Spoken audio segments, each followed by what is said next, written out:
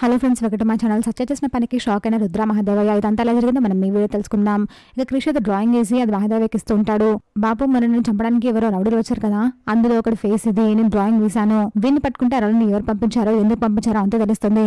నీ రాజకీయ జీవితానికి నీకు అడ్డుపడుతున్నారు కదా, వాడిని ఇంకా నేను బతకనివ్వను, వాడిని నేను ఊరికే వదిలిపెట్టిన వాడిని ఎలాగ నేను కనిపెడతాను, కనిపెట్టి ఎందుకు ఇదంతా చేశారో కనుక్కుంటాను అని క్రిష్ అయితే అంటూ ఉంటాడు. క్రిష్ మాటలకు రుద్ర షాక్ అప్ అలాగే చూస్తుంటాడు. మహాదేవ్ కూడా షాక్ అవుతాడు. ఈ ఫోటో పోలీసులకు ఇచ్చి పోలీస్ కంప్లైంట్ ఇస్తే వాళ్ళు వెతుకుతారు అని క్రిష్ అయితే అంటూ ఉంటాడు.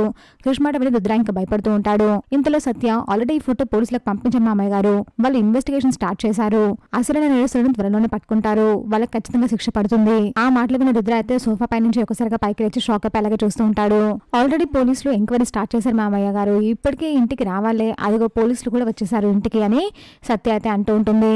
ఇంకా పోలీసులు ఇంట్లోకి ఎంటర్ అవుతూ ఉంటారు. వాళ్ళని చూసి మహాదేవయ్య, రుద్ర అయితే షాక్ అప్ అలాగే చూస్తూ ఉంటారు. ఇప్పుడు సత్య చేసిన పనికి ఏం సమాధానం చెప్పాలి, ఏం చేయాలి అని ఆలోచిస్తూ ఉంటారు.